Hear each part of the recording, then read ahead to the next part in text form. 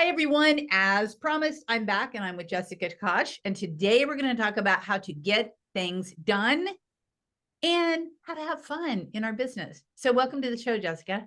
Thank you. Thank you. I'm happy to be here. I love the concept of organization. I haven't mastered it in all aspects of my life, but I have really, in the last 5 years or more, grasped systems and automation and really become a master of it. I just dove in such an exciting way. So there are places in my life where I'm very organized and other places like my closet, so much. Well, organizing is an ongoing process, and I really applaud you for taking the time to set up the systems because now you're saving so much time every single day and every single week and every single month. The average entrepreneur wastes a month, a year just trying to catch up with stuff because they haven't stopped to put systems in place like you have. So congratulations on that. And we all have areas of our life that need organizing. It's just one thing. So yeah, but I applaud you on that. We can talk about your closet a little bit later offline. I think about that. I made that statement, and then I think I could tell you I have a section where it's short sleeve and sleeveless hang together. I have a section for pants and shorts, and I have a section where the skirts hang only. I have a section for just dresses, and I usually when I've updated it and like tweaked it a little, they're in order by color. So I guess, but it tends to get messy quickly. I guess the organization falls apart and then I have to readdress it.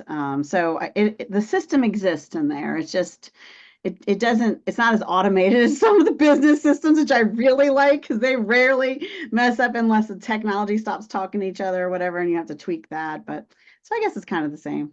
Yeah, if you could say, okay, dresses come forth that I've never worn for a year, that'd be Yeah, easy. yeah, right. Automate I that. can easily do that with software because I can see what programs haven't been, what free gifts aren't getting any hits. I can do the analytics super simple and all in a report and all by a press of a button. It does not happen in my closet. That is true.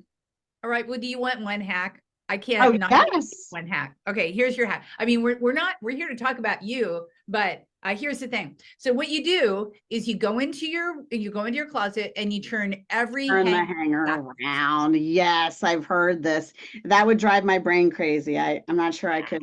I'm not sure I can handle that hike. My OCD will not allow for that. Okay, so you do it the reverse though. Every time you wear something, you put it backwards back. Yeah, yeah. The All whole right. backwards thing gets me. I'll have to try it. I'll have to see if I can make it.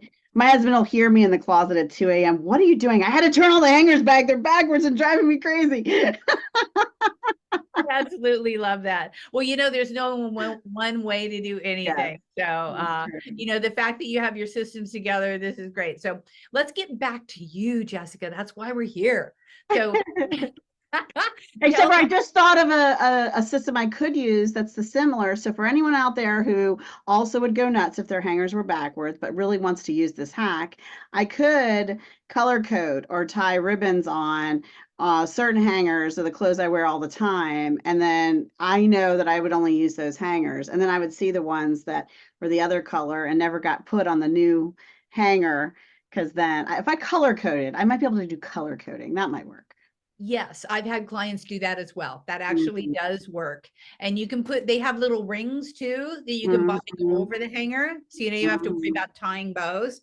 So one of my clients uses the ring idea, and that way she can see Mhm. everything that she's worn and things that she hasn't worn for a long time. You could also Mhm. move them from one end of the one end of the rod to the other end of the rod, you Mhm. know. But like your sleeveless, you could just have Mhm. all instead of color coded, you could have Mhm. by frequency of use and put Mhm. the ones that you try on that you don't wear off to the right. So yeah, there's so many different ways to do it. That's why I love getting organized.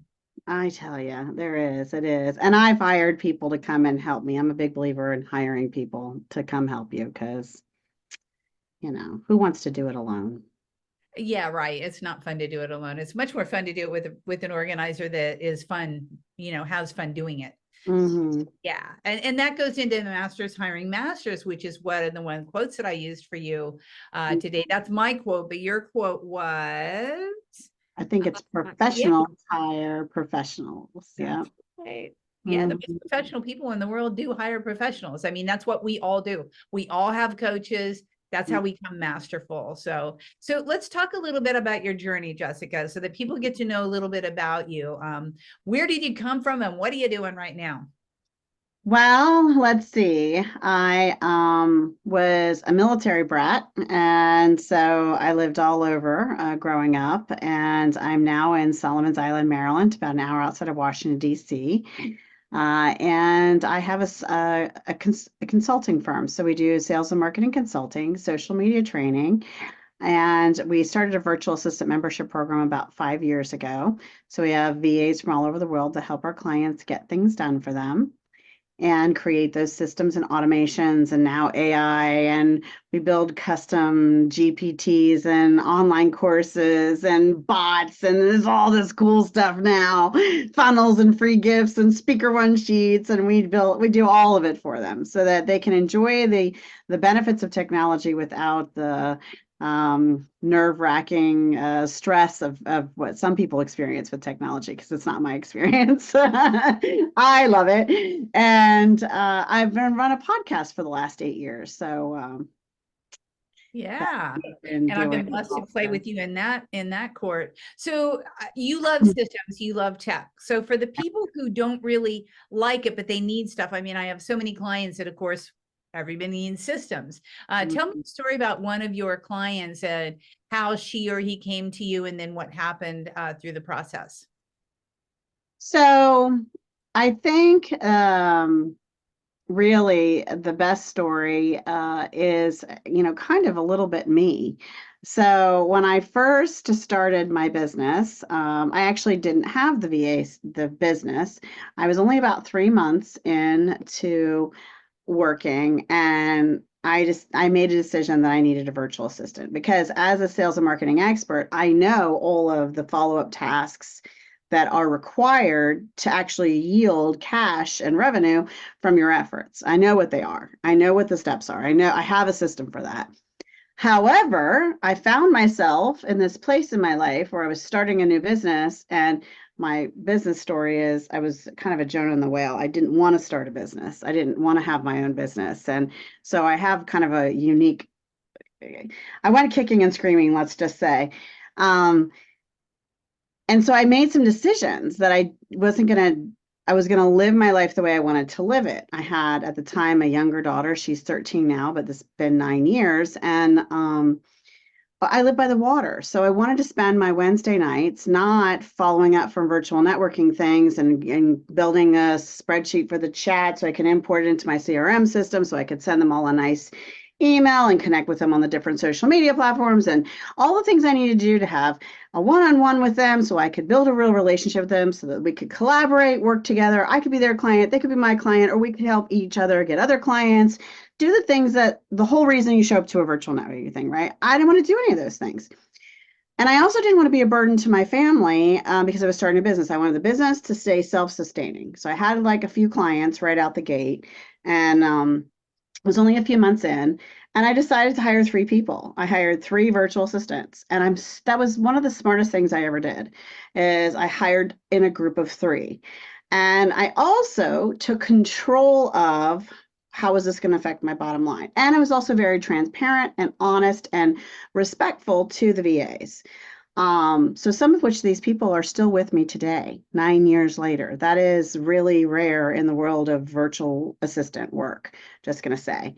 But because I respected them and said, look, here's the project I have. Here's how much I can pay per hour. Here's how many hours I have allotted for the project. Once that project is done, I may have more projects, but it may be a week or 2, it may be a month before I have a project again. I told all 3 of these that. So I paid them by project. So I had a budget for that project. Then we reconvened to see where they were, what they got done, gave me an idea of how much this would really cost me and what I needed done. And I had 3 people who, when one was sick or had needed a vacation, or, in some cases in the world of EAs, I knew you just never heard from them again and it didn't exist. I wasn't having to start from square one, find the people, interview the people, train the people, and have people who know what I needed. I always had at least several people running all the time.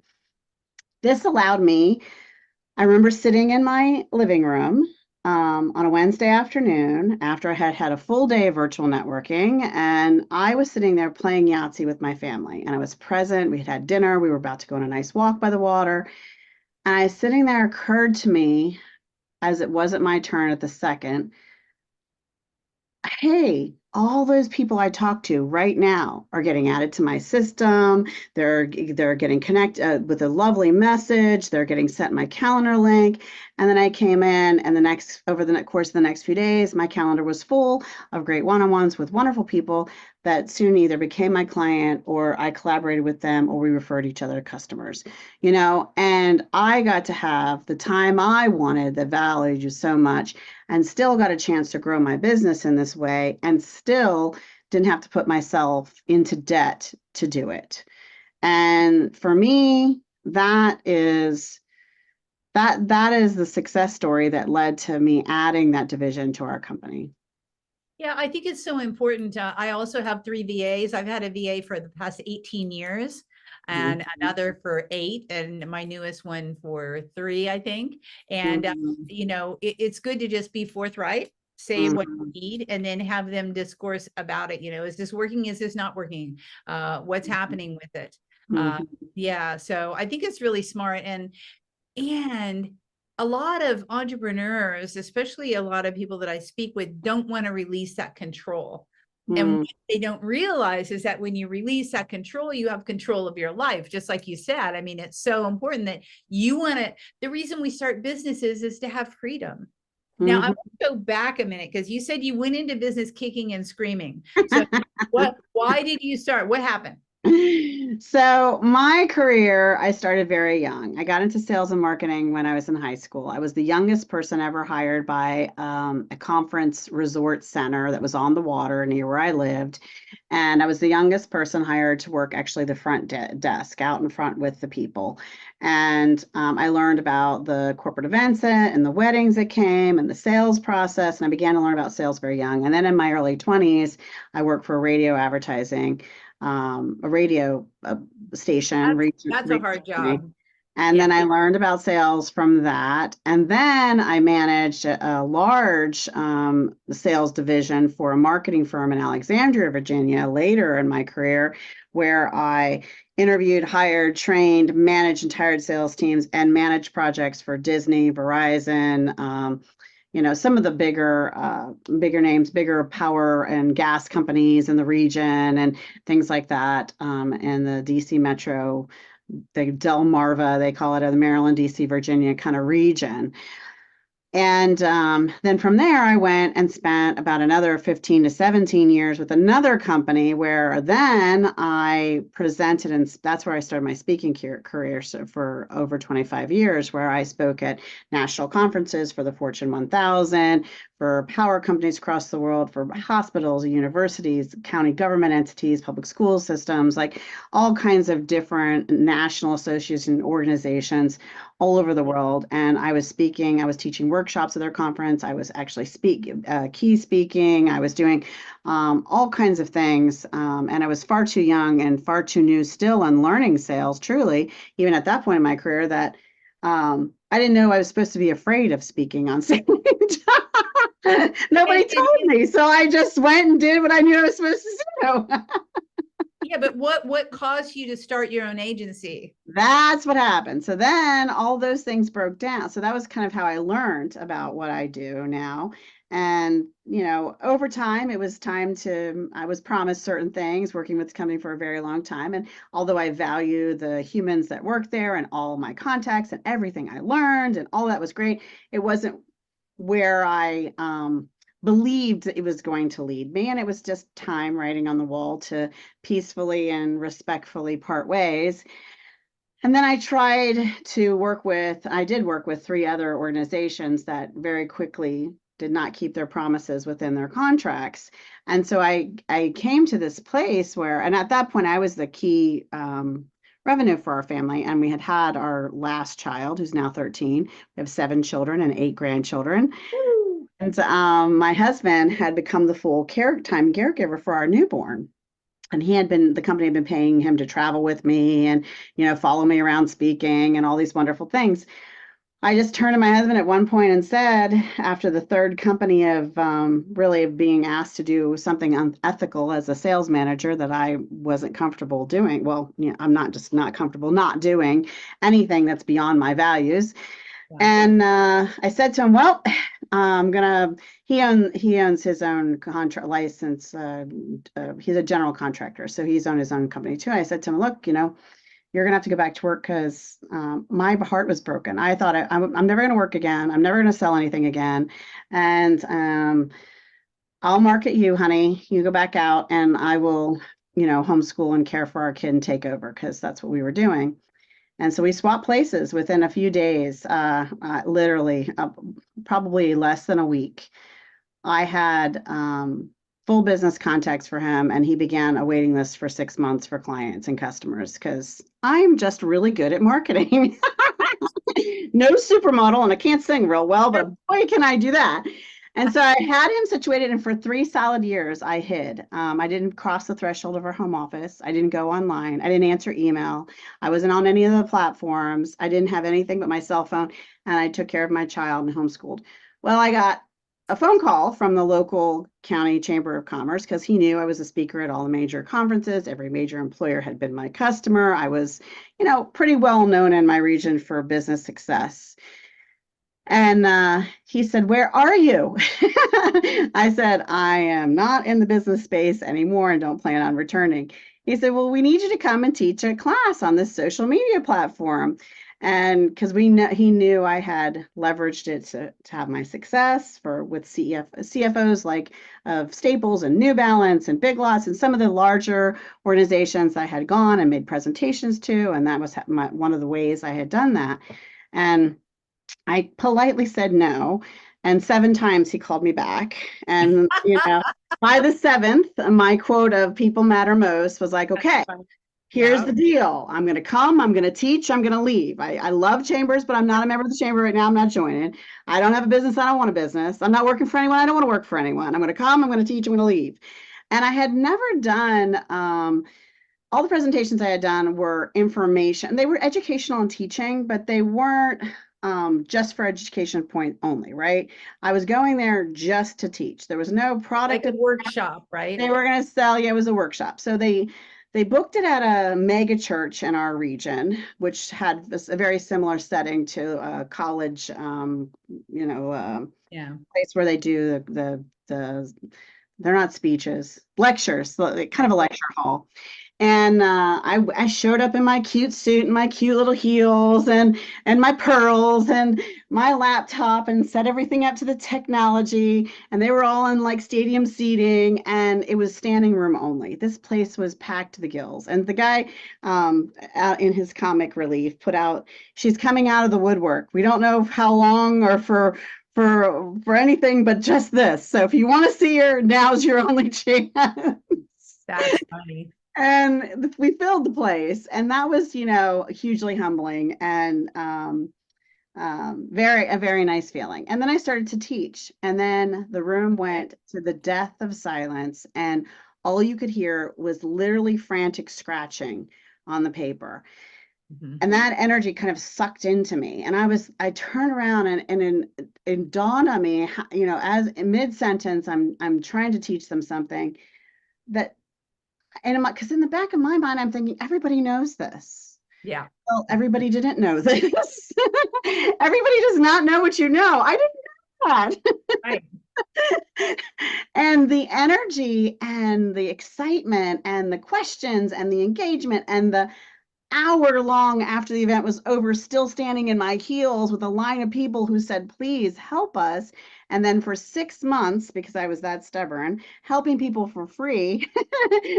And then getting the call back again a second time saying, okay, since your event, we have had more calls and more inquiries, and we're having the Women's Business Conference, and it's going to be at the college, and everyone would like you to keynote and speak. And so at that point, my husband says, get a business card. We're building you a website. Suck it up, Buttercup. You got a business, whether you like it or not. Did he kind of semi-retire and go back to caregiving, and then you're on your way? No, we kind of tag teamed it. He did some days with her. I continued to homeschool and do the homeschool co-op and participate in that and just schedule my business around it. And then eventually my business grew with such success so quickly that by her third grade year, we put her at a local Montessori school. And the Montessori school with live chickens, live garden, Yeah. outdoors teaching, very small and in-ground pool. Like it's as close to homeschooling and intimate and wonderful as you can get without homeschooling. So Well, that's a really good story. And I think that a point to be noted here for everyone listening is that you are an expert in something. Everybody is an expert in something. And an expert just means that you know a little bit more than the people that you're speaking to, right? So we all have expertise in our life, but a lot of people don't claim it. So, you spend a long time not claiming it, and then you step into glory. right. And it's true, whenever you're doing a workshop and people are just like little sponges, you get such a rush of it's just a happy space to teach people Yeah. that to learn. Yeah, I It, love that. it was Yeah. the energy was very joyful for me. And I'm an Italian and I'm a happy, joyful, energetic person. So and at least I think I'm funny. So so also having some humor helps. So even if they're laughing at me or with me, there's always some laughter. And I just found that I really enjoyed teaching, and I didn't know that about me. So that was a discovery that also occurred. Yeah, it's something interesting. People have put me in like consultant, and just of the past year, I've said, I'm not really a consultant. I'm a teacher. I mean, Mhm. that's what I am through and through and through is a teacher. That's what I love best. And actually, according to my code of ethics, I have to transfer skills, or I've kind of breached my code for my board certification. So, teaching is all about that. And transferring skills is what makes people thrive.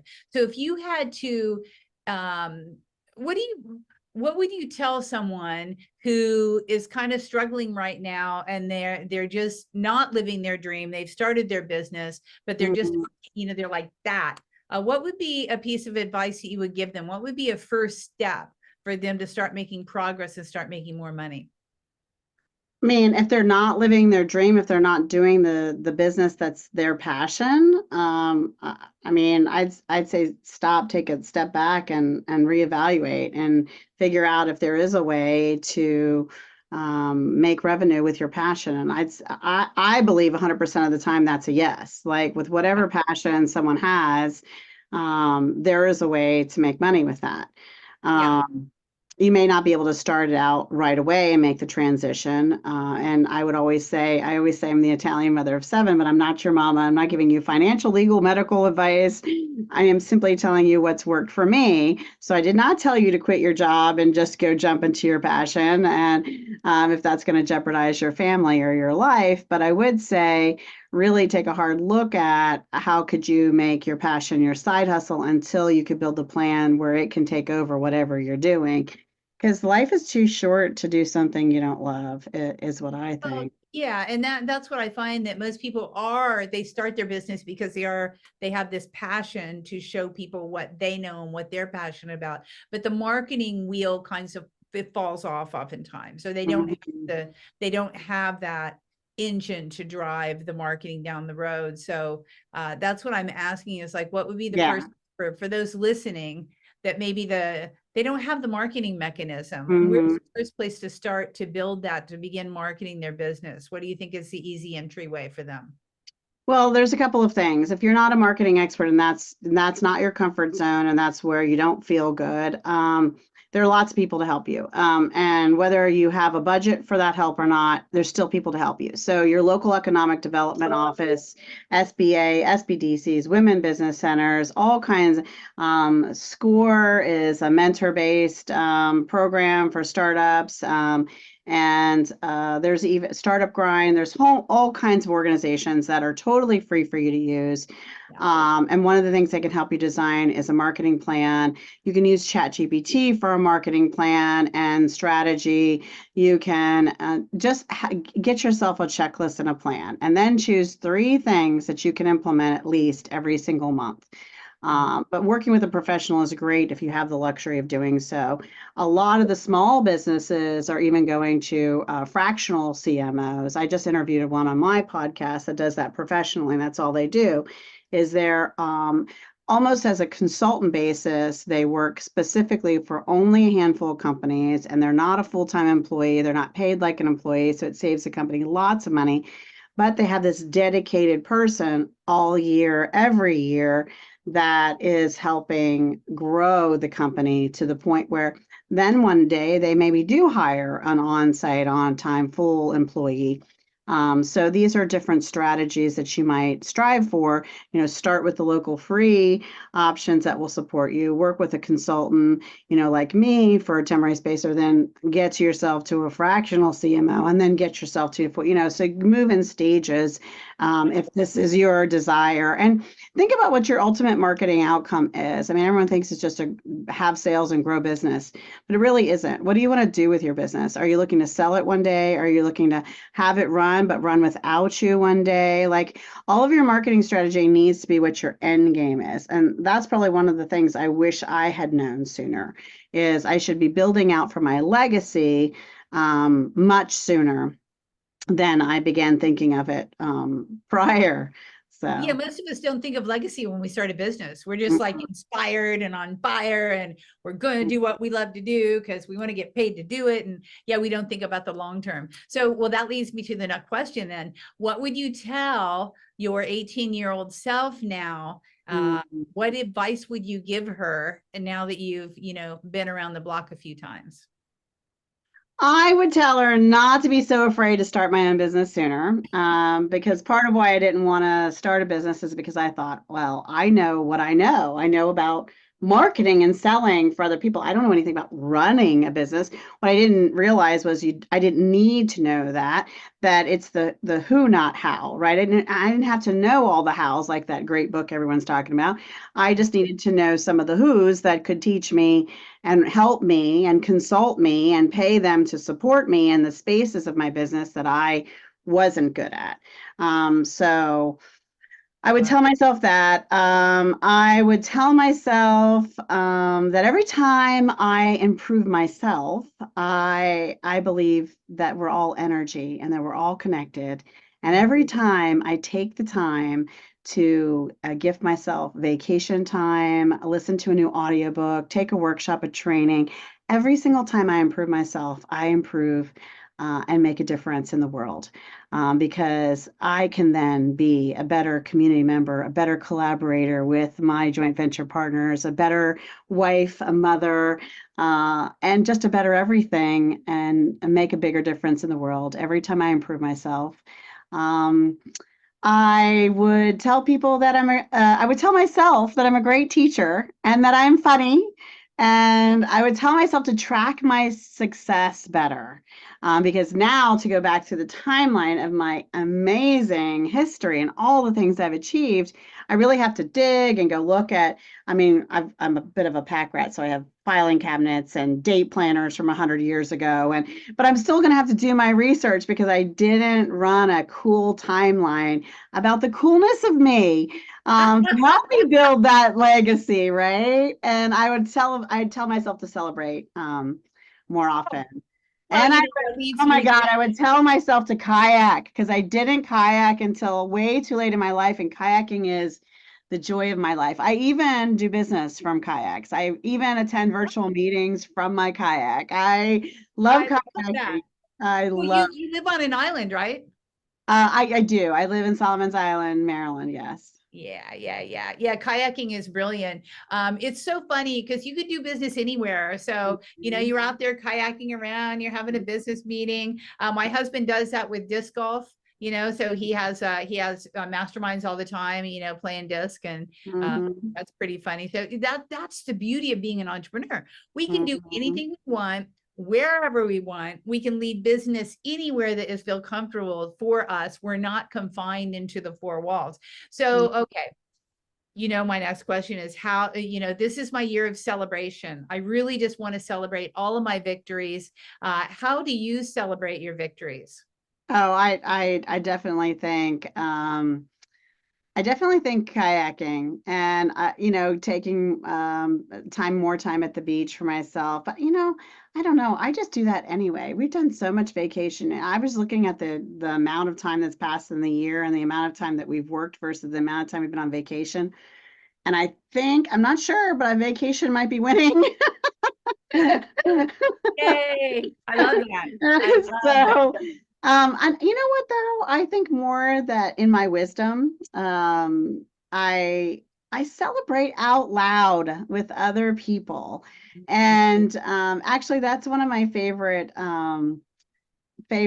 joy stories. And one of the things I want to be remembered by in my legacy when I'm no longer here is I was walking one day on the boardwalk with my husband, and I'm an animated person and I'm Italian. We talk with our hands. And we're walking on the boardwalk and we're walking the island. And when you do that, you pass people and you make this lap more than once. So you might pass them again. And I guess we had passed this couple earlier, and I'm talking with my hands and we're getting ready to pass them again. And I'm saying at this time to my husband, we don't know these people, right? These are people I don't know. And I'm saying to him, I love what I do. I love the podcast. And, people like me. They have fun when, I get comments and I feel like so joyful. And I feel like people feel that, like I'm really able to put that energy out there in the world. And I was just sharing with my husband, feeling joyful publicly.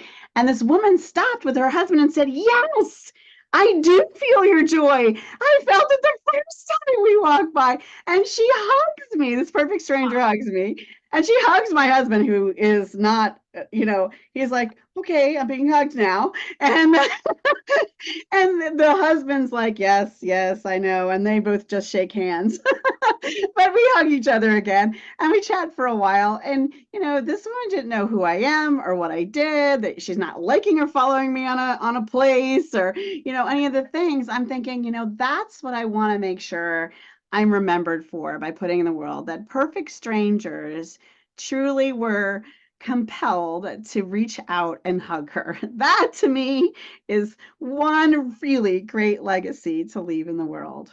It's so true. And back to your speaking about energy earlier, I think that the more energy that we have, the more the world will resonate with better and better and better energy. We're all energetic beings. So the more that we can amplify happiness, joy, freedom, prosperity, the more we can amplify that, the more others will have it. So from a metaphysical standpoint, I'm with you, girl. I'm with you, sister.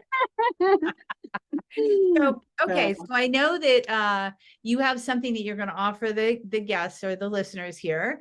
What is it that you are going to drop for them to So grab? I have an amazing video training of a free tool and I have helped people not just in the United States, but in other countries access this tool in their library system. So you can say, oh, but my library system doesn't have it. Well, someone near you or in your state does, or even a state over. And if you had to pay $30 to get access to it, that's what it cost me to join a library in a state that I'm not in. I use this free database tool for research that the library systems have a lot to offer you. And so I actually do a video training on how to use this specific system. So if your library doesn't have the one that is shown in the training video, you can ask your local library if anywhere in the state of Maryland, do any of the libraries invest in database research systems for the use of a business owner? And what other business tools and resources do they offer that the library system is paying with your money, by the way, our tax dollars, Right. so that as a business owner you can use. So I show you in this training what the platform is, how to use it, how to research it, and it gives great in-depth information on these different companies. how many years they've been in business, are they public or private, what their government coding is, so their SIC and NAICS, if you know what that is, whether they have job postings out there. That's, especially if you're a coach or a consultant or a leadership coach, that is a great clue. They're telling you, hello, we're in need of something here. So if in the meantime, where they're not hiring that position, you may be able to offer some services that provide workshops or consulting to fill their need while they're trying to fill that space. That's an opportunity for you. They're giving you clues, and there's so much more press releases and just so much information, email and contact people and all kinds of stuff in these databases, that if you know exactly what customer, I know exactly where I'm going soon. We're making a trip to Hawaii, the Virgin Islands. We're going to Ireland and New York again, with specific things we want to do in mind, and Pennsylvania. Like, these are the places I am going. And if you could list off the 10 companies, like I just listed, the handful of places that I'm going, and the research I'm going to need to do for each one of those so that I can actually get there, that's the same thing you have to do for the customers you want to work with. I was honored and had the privilege of doing a leadership training. I'm certified in 6 intelligences. I've also done lots of workshops and training of all levels. And I had 40 of Microsoft's executive leaders I had the honor of teaching this workshop for. So if you think, wait, I want to work with, I have a pair of New Balance shoes I got right off the line from going to corporate New Balance headquarters, right? So if you have a company, you're like, I want to provide whatever my great service is for that company, whether it's big, small, or whatever, you need to spend the time and learn about them and know who they are, know what cause they care about, what's going on in their industry, what are their press releases.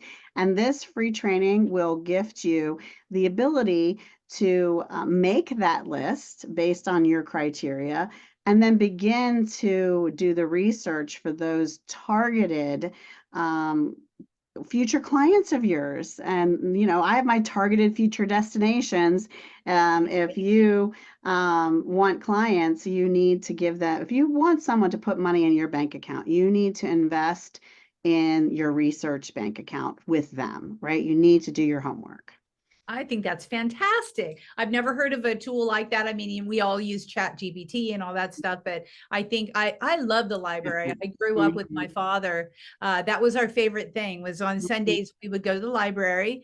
He was a minister. He would be writing his sermon afterwards, and I'd be just running around the library, having fun, looking at all the books that I could possibly find. And that's one of my best memories. So I'm really, that makes my heart sing to say I can tap into all the libraries with this app. I'm going to jump into it. And, it's a system that people just don't really use anymore. Like, you don't see that many people. I speak at libraries. Me too. Me Yeah, too. it's fun to And you can use this right from your home office or your business office or wherever. You don't need to go into the library to have access to it. Everything, all of these are like virtual tools that the library is paying for you, but people just don't realize to even look. Right. And like you say, we're paying for it already. So that's a really generous gift. I love that. We're going to drop the link below, and make sure to grab it, you guys. You will get some leads. And I love the fact too, that you're like, okay, I'm going to go to the Virgin Islands. What clients there that could, now it's a complete business write-off. I'm going to Hawaii. I'm going to write off that expense too, because I'm going to get paid while I'm there. I love to do that myself. I think it's smart and savvy, and it's fun, because you end up being in these other places, and you end up staying a little bit longer than what you thought you were going to stay, because it's, so what's not to like about that? Yeah. Is there anything that I should have asked you, Jessica, that we haven't discussed at this point? Well, we talked a little bit about legacy, but really I always want people to ask, Jessica, what kind of legacy do you plan on leaving behind? And I am developing a very strong plan. And I want that legacy of strangers who walk up and hug me, like we talked about. I want to leave resources, both money and knowledge, and a tribe for my family and my community. So I want them to be left with a nurturing community. And education and what are books they should read in their lifetime and what are things that they should learn in their lifetime in addition to money and resources. I want to leave my family and the community land and buildings that will last for hundreds of years. We want to develop a nonprofit that's called the Jabez Project, which we've already kind of started work towards, because I do believe in cause marketing. I've already written one, and I'm writing several others to be published and produced. Songs. I want to leave songs behind because songs last for long after you're gone. I paint, and I want to leave art and trainings and many, many books. And I want them to be enjoyed for, I hope, hundreds of years, many of these things. So, and I want to leave a plan that is duplicatable to then be left to, and then left to, and left to, so that all this continues in our family.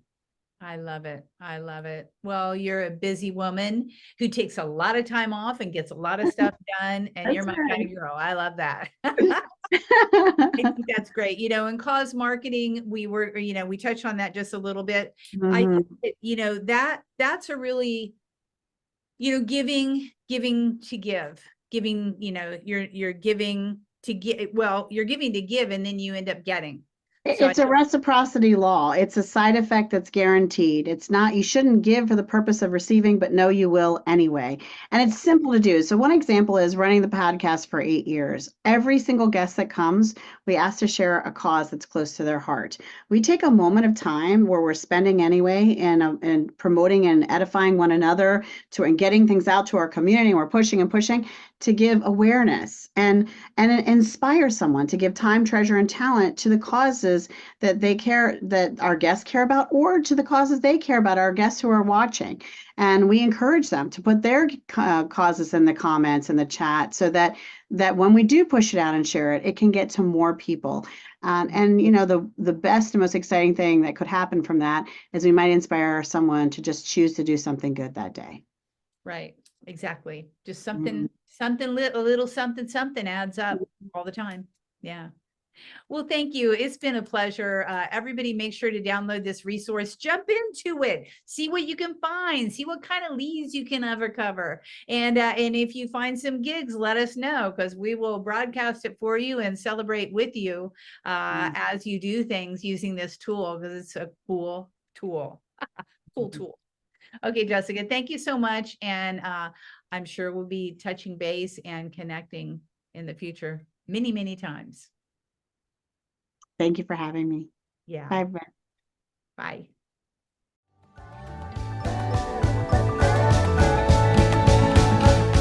Hey, thanks for listening to this podcast. I hope you enjoyed this episode, and if you want to hear more, feel free to subscribe on the platform of your choice. Also, if you feel so inclined, I would truly appreciate a good rating from you to me. Have a stellar day.